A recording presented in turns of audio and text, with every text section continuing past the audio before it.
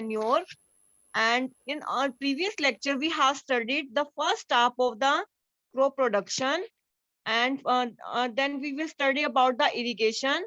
And last lecture, we have studied about the first step of the agriculture, that is the preparation of the soil. And in second lecture, we have studied about the sowing and adding manure and fertilizer. For in the preparation of soil, we have studied about the plowing, and in the sowing, we have the studied about the traditional method of sowing, and we have studied about the seed drill. In third step, we studied about the manure and fertilizer, and today we'll study about the topic irrigation. This is the fourth step of the agriculture practices. And in last lecture, we have studied about the manure and fertilizer, and how manure can be prepared, and how what is the difference between manure and fertilizer, and what are the advantage of manure. Today we will study about the topic irrigation. All living beings need water to live.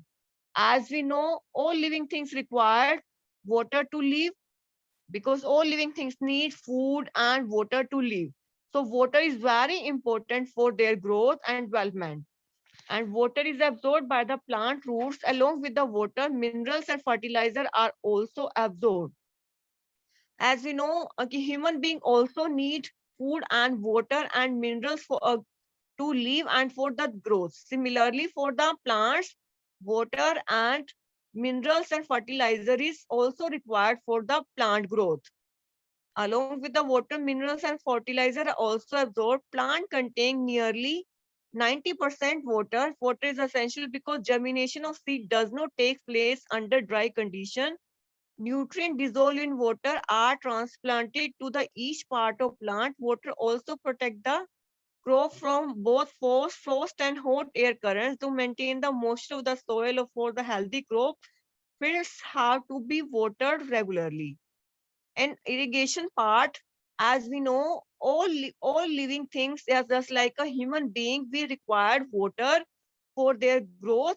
Similarly for the plants, uh, uh, similarly for the plants, they require water for their growth and development, and this is absorbed by the plant roots.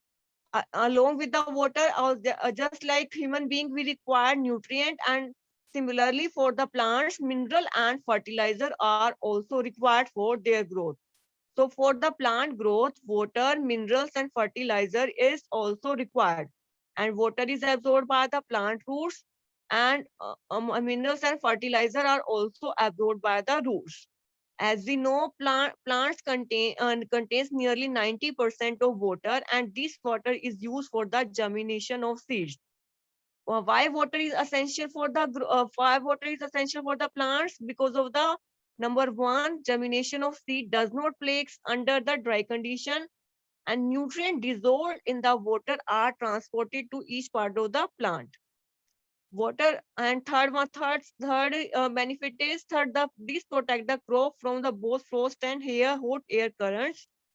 To maintain healthy crop, we have to require irrigation, and the process of supplying water to the crop is called irrigation. So question arises is why water and minerals are required for the plant and for the plant growth. So plant is required water, mineral and fertilizer for their growth, and because of the specific purpose, because seed does not grow in the dry condition, and water is required for the crop. Water is required for the crop to prevent it for hot air currents and to maintain the healthy crop. So the process of supplying water to the plants is called irrigation, and the time and frequency of irrigation varies from crop to crop, and the process of supplying of water varies according to the crop. Suppose for the paddy crops, we require a plenty of water. So it depends on the types of crop. The amount of supplying of water depends on the types of crop, and it depends upon the also season to season. In summer, we require water more, and in summer season we require a plenty of water. So the amount of water depends on the season as well as time and frequency of irrigation depends on crop and as well as on the season. Why is it so? Could it is due to the increased rate of evaporation from the soil and their leaves in summer, because evaporation of water increases because there is a so much humidity, so evaporation of water increases. I am very careful this about watering the plants. Last summer my plants dried up and died. Bujo is asking if we are, I'm very careful this year about, because his plants are very dried up and died. So he is thinking that he will be very careful about this year about the watering of plants, because watering of plants is very essential. If it does not watering the plants dried up and died. And the process of supplying of water to crops or plant is called irrigation, and it depends upon the crop as well as in the season. In summer, we require a plenty of water. So then supplying of water is depends upon the season and crop to crop. Suppose for the paddy crops, we required a plenty of water. Then it depends on the type of crop as well as on the season. Why it depends on the season? Because in summers, evaporation of water from the soil is increases. So we required a very great amount of water. And what are the sources of irrigation? How can we obtain water? And what are their sources? The sources of irrigation are wells, tubes, ponds, lakes, river, dams, and canals. And uh, as we know, the source of water for the irrigation is well, tubewell, ponds, and lakes, and rivers and canals, as we have discussed. So, what is irrigation? The process of supplying water at regular interval of time is called irrigation. And why water is required for the plants? First one is water is required for the plants for their growth, because germination of seed doesn't occur in the dry condition, and it also it protects the crop from the hot air currents. And this process of supplying water is irrigation, and amount of water supplying depends on the season as well as type of crop. And what are the sources of irrigation? The how can we obtain water? We can obtain from the wells. And what are the source of irrigation? The devices or the objects from which we can obtain water are called sources of irrigation. And the sources of irrigation are wells, tubewells, ponds, lakes, rivers, dams, and canals.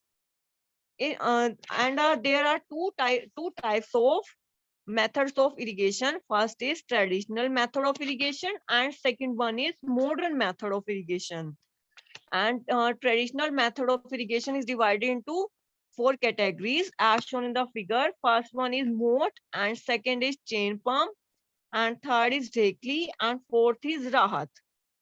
The second name of moat is called pulley system, and second is chain pump, and third is Dekli, and fourth one is Rahat, and Rahat is also called lever system. So there are two types of methods of irrigation. First one is traditional, and second one is modern method of irrigation. And traditional method of irrigation, the water available in wells, lakes, and canal is lifted by the different method in different region for taking it fields. Cattle or human labor is used in this method, so these methods are cheaper but less efficient. As we know, these methods are used. These are traditional method of irrigation because these methods are very cheaper but less efficient. So we use modern method of irrigation today time. So we have four methods of traditional method of irrigation. In traditional method of irrigation, we use a different type of labor, just like cattle or human labor is used in this method, and chain and pump system is used in this method. So there are four types of method. First is moat and pulley system. As shown in the figure, for figure 1.4 is moat. In this method, a pulley system is used in this as shown in the figure 1.4a, and these drive the water from the pulley system method 1.4a, and in the figure 1.4b there is a chain pump method, and moat method is called pulley system method. In figure 1.4b there is a method chain pump method. In this method we use the circular wheel and a tap and also some glass or some other material is used with the wheel, and when this wheel rotates with the help of kettle or some any devices, then this rotates and water is given out of the in this way. Next is Dhekli. In this method we require also a fixed support as shown in the figure 1.4c. In this method, figure 1.4c, in a Dhekli method, we use the fixed support and some add fixed material is also required, and is the this drives the water from the wheel. Next method is Rahat. Rahat method is called lever method. In this method we use a bull or any another animal for this method as shown in the figure 1.4a. In this method we used a wheel attached to the bowl or glass as shown in the figure 1.4a. uh, in the animal on the left, in the left side of the animal there is a circular wheel, and the glass is also attached. When this rotates, and this drives the water from the well and taken out from the well, and what the animal does, and this help to circulate the wheel. So there are four methods of traditional method of irrigation. First one is moat, as shown in the figure, and second is chain pump, third one is directly, and fourth is rahat. And moat pulley system, in moat the pulley system, a pulley is used for the driving water, and in second, in chain pump, a chain and a circular wheel is used for the is used for the driving of water. In next method directly, a fixed support is used for pulling water. In rahat, a special animal is used for pulling water, and a circular wheel with so many glasses are used for the driving of the water. So there are four methods of traditional method of irrigation. Pumps are commonly used for lifting water. Diesel, biogas, electricity, and solar system is also used to run this pump. Sometimes we use pumps for the lifting water in biogas, in electricity, in solar energy. We have to is used to run this pump. So for lifting water, sometimes we use pumps. In the biogas, in the electricity and solar energy, solar energy is used to run this pump. So apart from these four methods, sometimes we use pumps for the lifting of water, and diesel energy, biogas energy, electricity energy, and solar energy are used to run these pumps. So there are two methods of irrigation. First one is traditional method, and second is modern method of irrigation.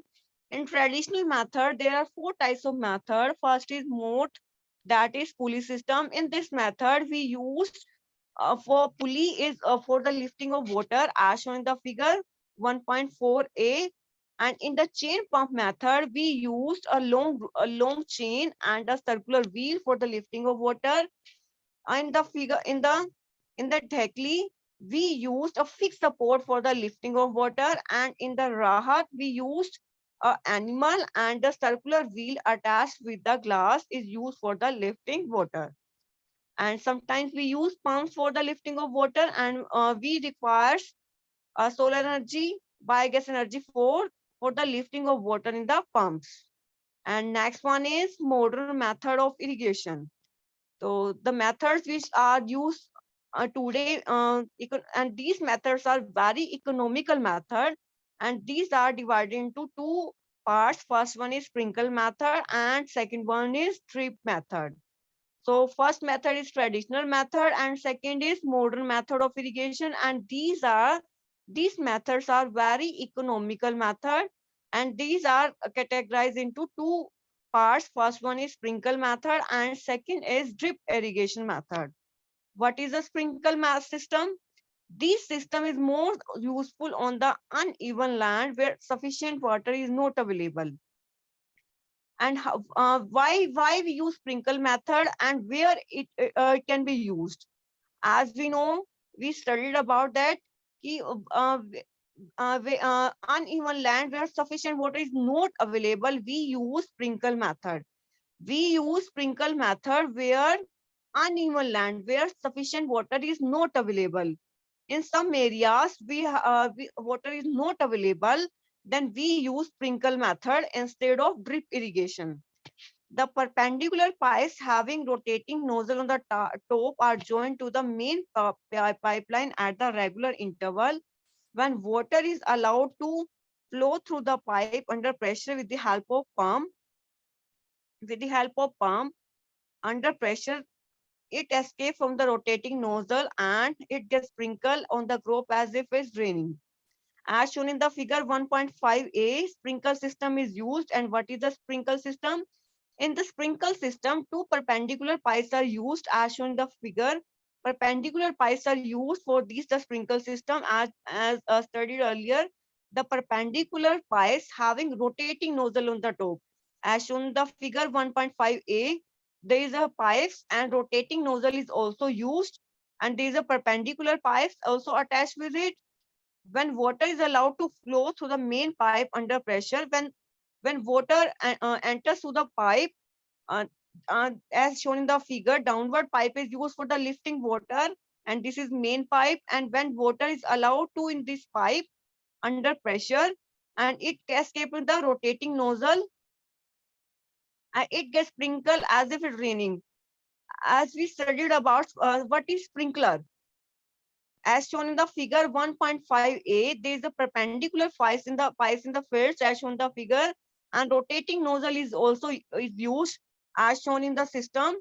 There is a perpendicular pipes and a rotating nozzle is attached, and this is rotating nozzle, and this is rotating a nozzle attached with the perpendicular pipes. When water comes out from this pipe, when water comes out from the main pipe, and then it goes into various pipe with the sprinkle, and it looks like a rain. And if just like a rain system, just as a fawara system, and it is a sprinkle method, and this is the best method for irrigation, and it is a very economical method, and this method is used where no water exists. This method is used where no water exists. There is a when there is a shortage of water, when then those areas we use sprinkle method. In sprinkle method, we use perpendicular pipes with the rotating nozzle.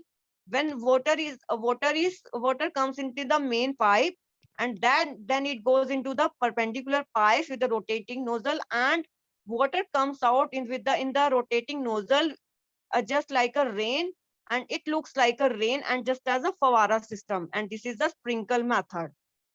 Next one is drip system. In this system, the water falls drop by drop directly near the roots. As we know from the name, what is a drip irrigation? Drop by drop.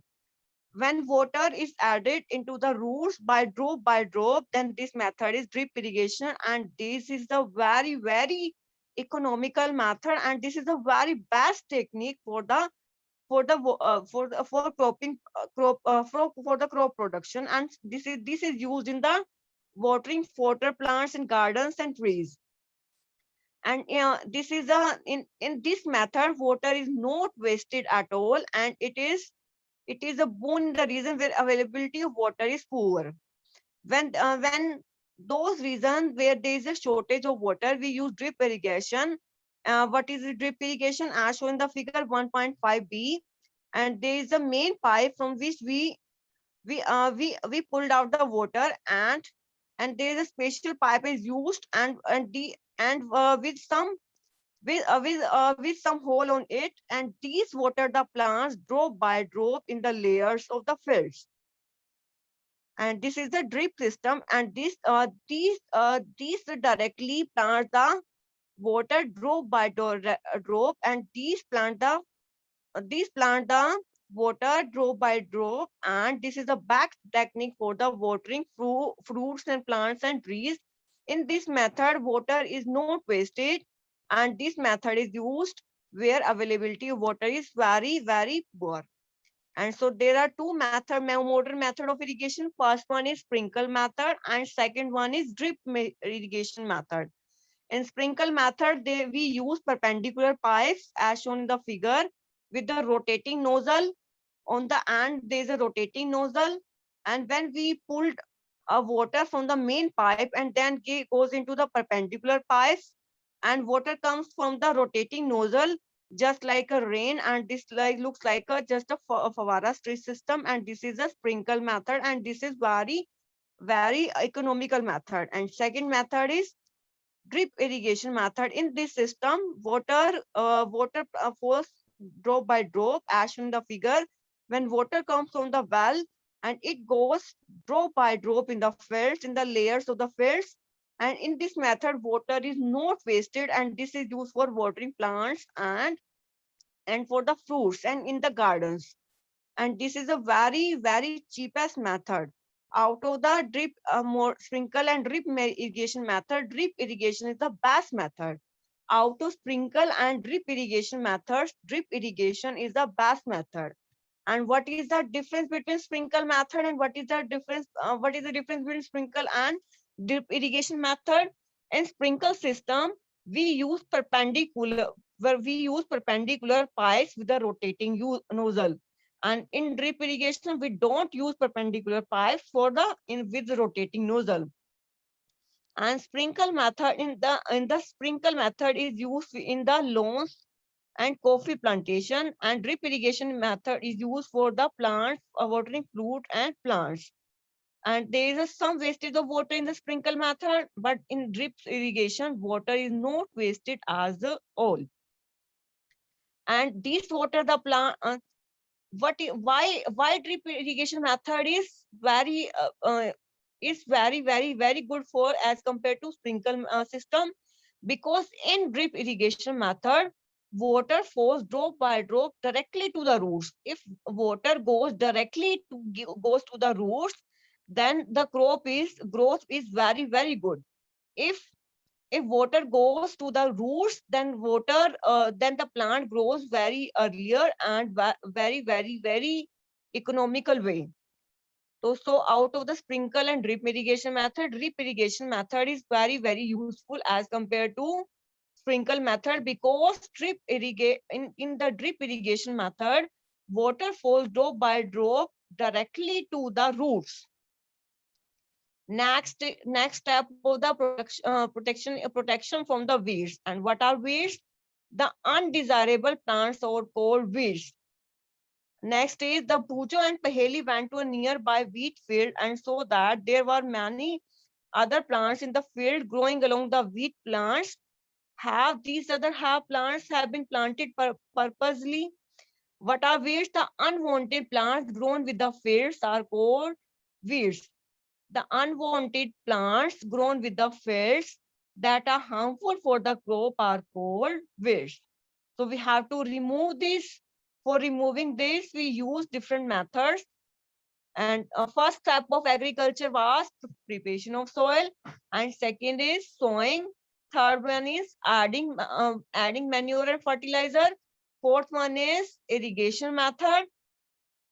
Fourth one is irrigation, and fifth one is protection from weeds. And what are weeds? The unwanted plant that grow with the crop is called, and that are harmful for the crop are called weeds.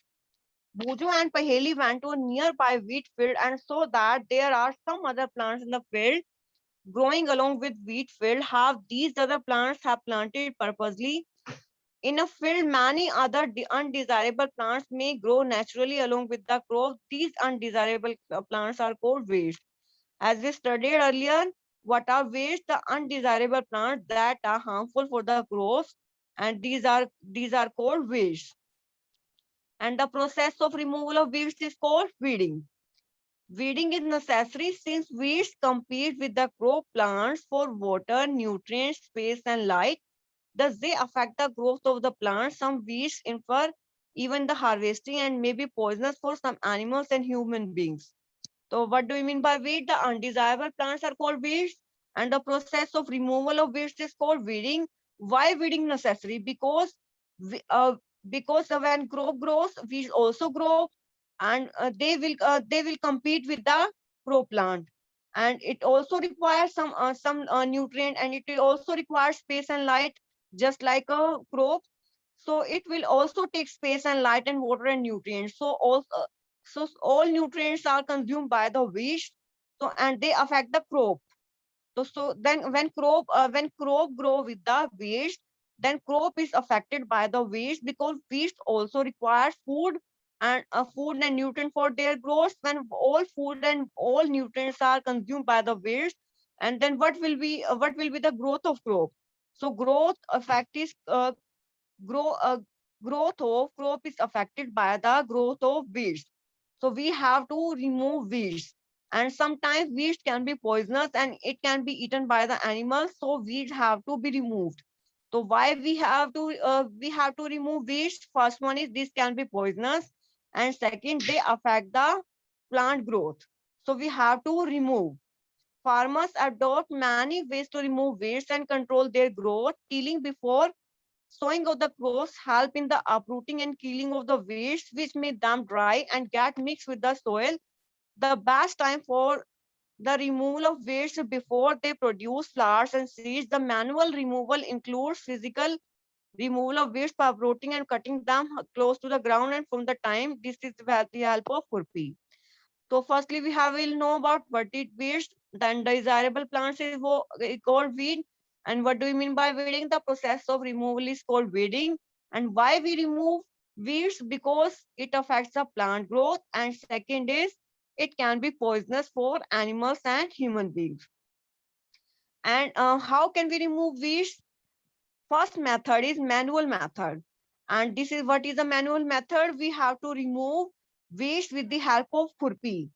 And a seed drill can also be used for the uproot weeds, and this is the manual method of removing weeds. And weeds are also controlled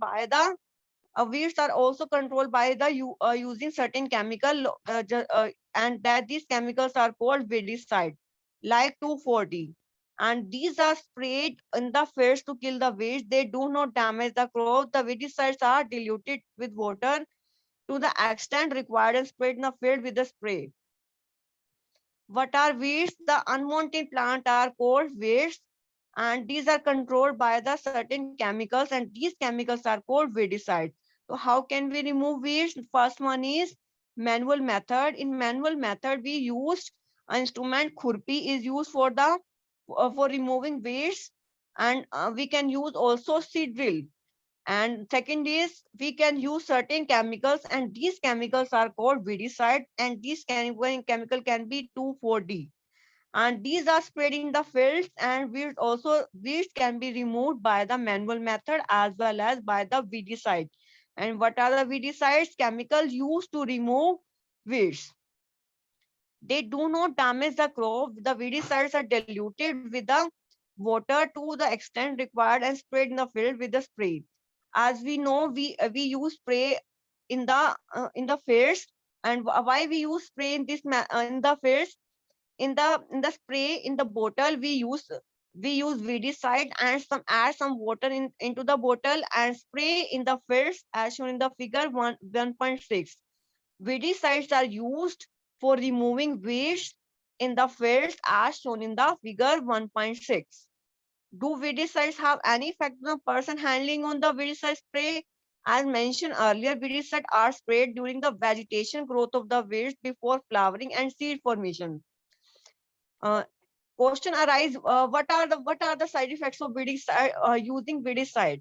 weedicide are used during the plant before the plant growth, before flowering. Before flowering, weedicide is used, and spraying of the weedicide may affect the health of farmer. If we use directly weedicide into the fields, then this can affect health of farmer. Though, so they should not use this chemical very carefully. They should cover their nose and mouth with a piece of cloth during spraying of this chemical. Then what are the side effects of using weedicide? If we use in the proper way, then these have no side effects.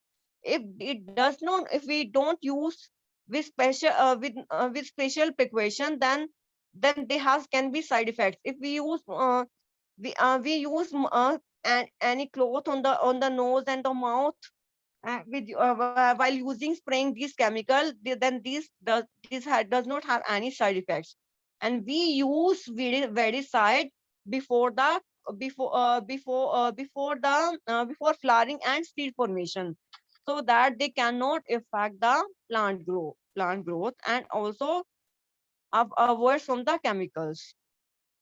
Next step is harvesting. Firstly, we will revise what are weeds. The unwanted plant growth grown with the plant is called weedicide. Weed. And what do we mean by weeding? The process of removal of weeds is called weeding. And uh, how can weeding can be done? First one is manual method, and second is spray method. First method, manual method, and these in this method, khurpi is used for removing waste, and seed drill can be used. And second method is using certain chemicals, and certain chemicals are called weedicide. And what are weedicide? The chemical used to destroy weeds are called weedicide. An example of weedicide are 2,4-D, and these are sprayed in the fields to kill the weeds.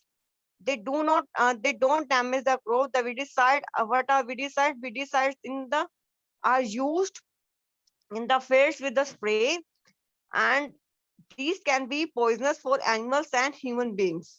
If we are if we if are they are sprayed not regularly, they can be poisonous, and they can be sprayed before flowering and seed formation. The next step is harvesting. What do we mean by harvesting? First step is the crop production is preparation of the soil after sowing, where we add manure and fertilizer. After adding manure and fertilizer, we supply water. And for supplying water, there are two methods. First one is traditional method, and second is modern method. After giving supplying to the water, weeds are grown sometimes, and some weeds have to be removed.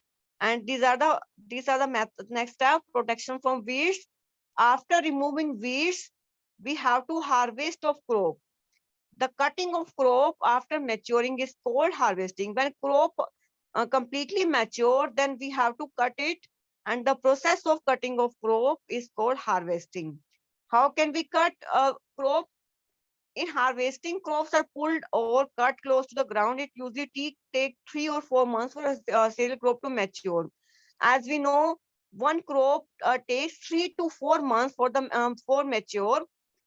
So then, after maturing, harvesting is done, and it is done manually.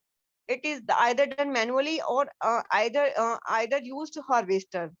Sometimes we use sickle, as shown in the figure 1.7. This is sickle, and this sickle is used for the harvesting crops. And second is harvester. Harvester is used for the harvesting, and which is shown in the figure. And this is the combine is used for the this combine is used for the threshing, and the process is called threshing. Now this is carried with the help of machine combine, and this is in fact of harvester as well as thresher. And this is a combination of harvester as well as thresher. And what do we mean by harvesting? When crop mature, the cutting of crop after maturing is called harvesting. And when a crop takes 3 to 4 months for their maturing, and after maturing, it is being cut with the help of sickle or by a machine, and this machine is called harvesting. Machine is harvesting. First is sickle is used, and today we will use harvester. and this process is called harvesting. And next is, in the harvested crop, the grain seeds need to be separated from the chaff. When crop mature, we have to harvest when with the help of machine or harvester. When harvest in the harvested crop, there are grains or also have seeds. So grains and seeds have to be separated. For the separation of grains and seeds, we require a machine that this is called combine, and the process of separating this is called threshing. The process of separating grain and yeast from the chaff is called threshing, and this is carried by combine, and this is the combination of harvester as well as thresher. This is the combine, and this is the combination of harvester as well as thresher. And what do we mean by harvesting? After maturing crops, it is being cut, and this is called harvest. With the help of machine, this is called harvester. And after harvesting, grains are separated from the chaff, and this is called threshing. And combined does both function of harvesting as well as threshing. After harvesting, sometimes stuffs are left in the fields which are burnt by the farmers. Paheli is worried. She knows it causes pollution. It may also catch fire and damage the crops. As we know, when we harvest our crops, and when we come with the help of combine, we separate grains from the chaff. After these in the field, we some stuffs are left, and shown in figure, some stuffs are left. We what we'll do, farmers burn all these stuffs, and these creates a lots of pollution in the fields, and these have very side effects in our body. So this is why this creates a big pollution, and it may also catch fire and damage the crops lying in the fields.